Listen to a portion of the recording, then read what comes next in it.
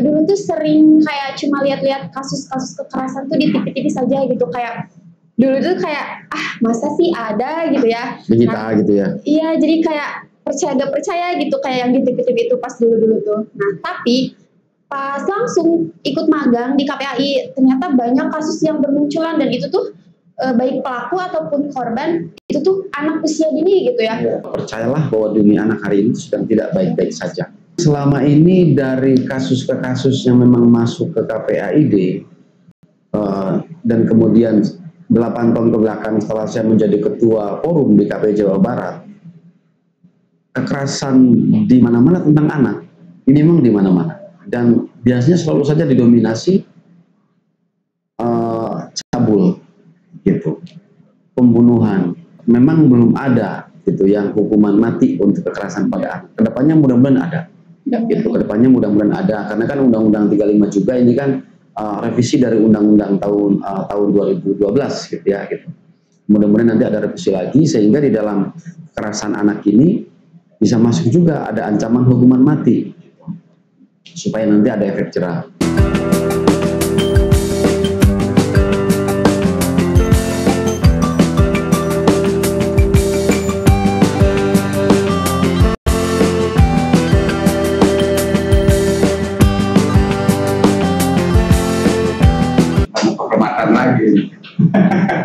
Kamu yang biasa hobinya menggerebek. Iya, saya udah beberapa kali digerebek,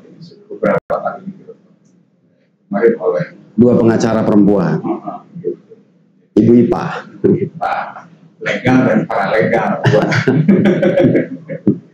Berbicara mengalir dan horor semua masalah perempuan, ibu dan anak. Tapi kemarin lebih ke preventif sih. Preventif ya. Karena ini yang itu undang-undang KIA, kesejahteraan ibu dan anak. Beda dengan undang-undang tindak pidana kekerasan seksual. Betul. Itu kan sudah gitu. Dan ternyata ya ngeri sedap. Sedap ngeri. Sedap ngeri. Ada Kang Antoni, Ketua KPAID Kabupaten Tasikmalaya, sebetulnya rasa KPAI Indonesia. Itu kan hanya rasa. Rasa itu bisa diciptakan. Rasa itu bisa dibuat. Seperti halnya kopi, gitu kan. Kopi itu kan ada manisnya, ada pahit, tergantung bagi yang merasakannya. Gitu. Nah, kemudian di tengah nih ada bidadari. Betul, yang diapit oleh dua laki-laki. Neng Umil ya, dari UPI yang kebetulan sekarang dibersamai oleh KPAID, sedang persiapan gitu ya menghadapi kenyataan. Jadi kemarin ini Neng Umil ini kan mendampingi kasus di Kabupaten Ciamis. Ya. Tepatnya mungkin di Kecamatan Panumbangan. Di situ itu kita mendapati kasus pelaporan dari salah satu tenaga kesehatan yang menyampaikan bahwa ada dugaan anak 2 tahun 8 bulan diruda paksa oleh ayah tirinya, sampai kemudian alat vitalnya itu mengalami kerusakan yang sangat ekstrim gitu. Dan itu didampingi sama Neng Umil. Alhamdulillah proses hukumnya sudah berjalan, pelaku juga sudah ditangkap ya gitu. Pelaku sudah ditangkap dan ternyata itu ayah tirinya. Gitu. Salah satu penyebabnya adalah kenapa anak itu sampai itu udah paksa. Salah satu penyebabnya karena istrinya masih nifas belum 40 hari. Gitu. Terus yang lebih ironisnya lagi itu bahwa setelah dilakukan cek kesehatan, kemudian visum, karena mengalami kerusakan ekstrim, maka ini harus direkonstruksi alat vitalnya itu. Ya. Kalau tidak dilakukan itu, maka akan cacat seumur hidup. Gitu. Dan itu didampingi sama Neng Umi. Gitu. Bisa cerita ya? Bisa cerita sebagai seorang calon ibu lah ya. Ya. Calon ibu yang milenial. Ini milenial ya? Milenial. Kalau kita kan kolonial ya. Kalau kolotnia. Kita kolotnia. Lengkap sudah. Lengkap sudah. Perspektifnya. Terus Kang Dudi, kita juga ini live di TikTok saya nih. Kita di Neng Emi juga di Instagram ya. Iya. Gitu. Kita bisa tukar menukar di beberapa itu. Tapi kan ini juga bisa disaksikan di live streaming YouTube ya. Gitu. Sebenarnya mau cerita dulu ya. Jadi pas awal magang itu tuh waktu semester 6 gitu kan. Nah, latar belakang kenapa saya ikut magang gitu karena magang di mana waktu itu? Di KPAID Kabupaten Tasikmalaya. KPAID itu Komisi Perlindungan Anak Indonesia daerah Kabupaten Tasikmalaya gitu. Nah, jadi pas waktu ikut magang kan ditanya tuh alasannya kenapa pengen ikut magang. Karena kan selama kuliah gitu kan itu cuma belajar di kampus, terus juga kayak seputar di sekolah-sekolah PAUD atau TK kayak observasi gitu. Nah, kita tuh sebagai seorang calon ibu, terus calon guru juga kan tidak hanya butuh ilmu akademiknya saja gitu, tetapi justru pengalaman-pengalaman itu tuh hal yang sangat penting gitu ya. Nah, terus itu pendaftaran magang angkatan kedua, nah saya berinisiatif lah ikut. Nah, awalnya dulu tuh sering kayak cuma lihat-lihat kasus-kasus kekerasan tuh di TV-TV saja gitu, kayak dulu tuh kayak masa sih ada gitu ya. Benyita gitu ya. Iya, jadi kayak percaya gak percaya gitu kayak yang di TV-TV itu pas dulu-dulu tuh. Nah, tapi pas langsung ikut magang di KPAI ternyata banyak kasus yang bermunculan dan itu tuh baik pelaku ataupun korban itu tuh anak usia dini gitu ya. Anak gitu ya di bawah 18 tahun. Jadi makin ternyata benar gitu kasus kekerasan tuh marak terjadi gitu di di lingkungan sekitar saya juga kan. Gimana ya, saya tuh dulu tuh percaya gak percaya soalnya kayak masa sih orang tua sendiri gitu bisa menyakiti anaknya atau kayak soalnya kan saya sebagai seorang anak gitu tidak pernah mendapatkan perlakuan kasar baik itu secara fisik, kalau misalkan verbal mah ya sesekali mungkin gitu ya. Suka juga. Karena karena kan orang tua tuh ya gitulah, kalau misalkan ya ngomel-ngomel gitu kayak udah biasa gitu kan. Tapi kalau misalkan kekerasan fisik gitu kayak belum pernah gitu. Soalnya ya didikannya beda-beda lah gitu ya, tergantung orang tua mendidiknya, cara mendidiknya kayak gimana gitu. Tapi ternyata pas di magang gitu, pas masuk di KPAID gitu, ternyata banyak kasus-kasus yang masuk dan itu tuh miris-miris sekali gitu. Jadi kaget, shock, terus juga kayak kita tuh langsung terjun gitu mendampingi kasus tersebut gitu, kayak ngelihat korbannya, ngelihat pelakunya, kayak benar-benar pengalaman yang sangat luar biasa sih bagi saya gitu. Ikut mengadvokasi juga. Iya, ikut pendampingan, ikut gelar perkara. Pokoknya mah dari awal pelaporan sampai bahkan di persidangan pun pernah gitu ikut masuk gitu. Nah, terkait kasus yang di Ciamis itu kan 2,8 bulan ya? 2,8? Ya, 2,8 bulan. Kayak pas dengar ini ada kasus yang masuk di daerah Ciamis. Wah, Ciamis lagi nih gitu ya kan. Terus Ciamis itu berarti daerah Umin ya? Iya. Di lembur orang. Ciamis lagi gitu, ada apa dengan Ciamis? Ya pas dengar kasus itu usia 2,8 bulan. Saya kan teringat kayak saudara saya gitu yang usianya segitu. Terus dengar lagi kasusnya ternyata disetubuhi. Iya. Disetubuhi gitu ya, sama diduga baru diduga itu sama ayah tirinya gitu. Kayak wah bener-bener kayak dunia anak tuh sedang tidak baik-baik saja gitu.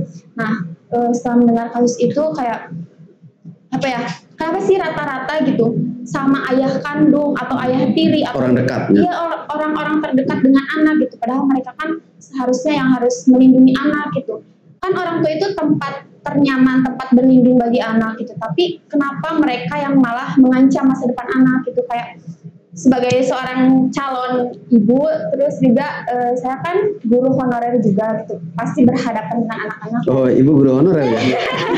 Iya, guru honorer. Kayak miris sekali gitu mendengarnya gitu. Ya saya pengennya sih pelaku-pelaku kekerasan itu dapat hukuman yang setimpal, tapi tidak setimpal sih kalau di penjara saja, karena itu benar-benar merusak masa depan anak, merusak mental. Apalagi kan ini kasus persetubuhan gitu, kayak merusak organ vitalnya anak perempuan gitu, apalagi usianya 2,8 bulan. Pokoknya sangat-sangat miris sih menurut saya itu.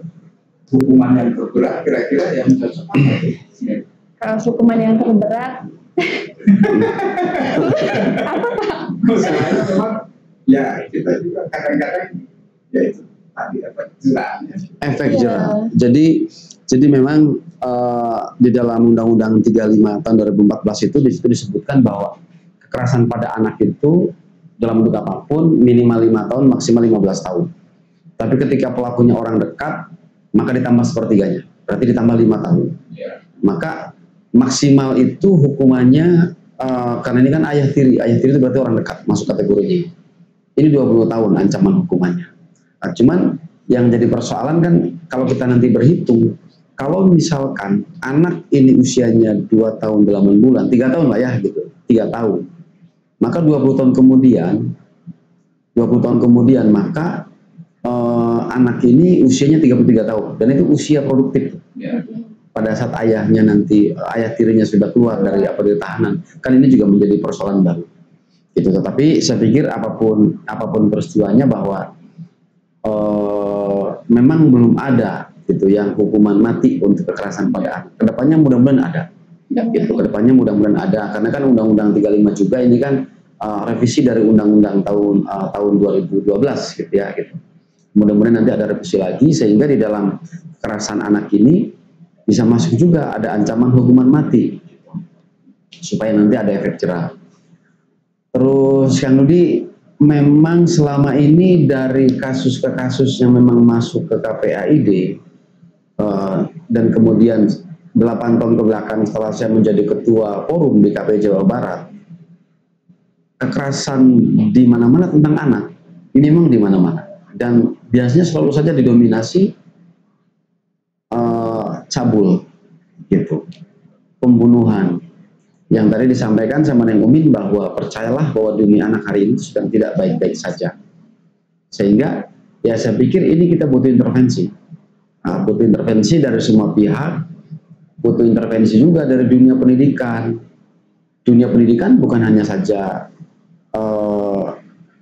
setingkat SMA, sederajat dan yang lain-lainnya, tapi juga saya pikir ini butuh ada intervensi juga dari dunia kampus, gitu.